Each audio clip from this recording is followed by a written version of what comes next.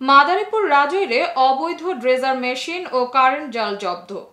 Staff reporter Mohammad Mohiuddin Chowdhury হীরার পাঠানো video চিত্রে বিস্তারিত। সাথে আছে আমি রাজিয়া সুলতানা। 12 জুলাই রোজ শনিবার আনুমানিক বিকাল 5 ঘটিকার সময় রাজৈর উপজেলা বদরপাশা ইউনিয়নের দাঁড়াদিয়া দক্ষিণ পাড় থেকে অনেকগুলো কারেন্ট জাল জব্দ করে এবং দাঁড়াদিয়া পল্লী বিদ্যুতের পশ্চিম পাড় থেকে ড্রেজার মেশিন, প্লাস্টিক পাইপ সহ যন্ত্রপাতি নষ্ট করে দেয় ভ্রাম্যমাণ আদালত এক্সিকিউটিভ ম্যাজিস্ট্রেট।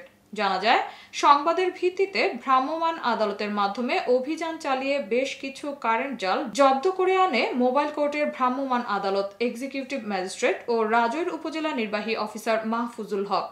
জব্দ করার সময় ম্যাজিস্ট্রেটের আগমন টের পেয়ে পালিয়ে যায় আসামিরা, কেউ আটক হয়নি। কারেন্ট জালগুলো জব্দ করে উপজেলা চত্বরে এনে মোবাইল কোর্টের ভ্রাম্যমাণ আদালত এক্সিকিউটিভ ম্যাজিস্ট্রেট ও রাজৈর উপজেলা নির্বাহী অফিসার মাহফুজুল হকের উপস্থিতিতে আগুন ধরিয়ে পুড়িয়ে দেওয়া হয়।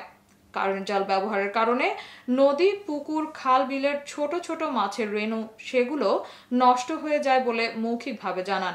তিনি আরো বলেন, কারেন্ট জাল ধ্বংসের অভিযান অব্যাহত থাকবে। এতক্ষণ সঙ্গে থাকার জন্য ধন্যবাদ। i1 টিভির নিয়মিত আপডেট পেতে ভিজিট করুন আমাদের ওয়েবসাইট, ফেসবুক, ইনস্টাগ্রাম ও ইউটিউব চ্যানেলে।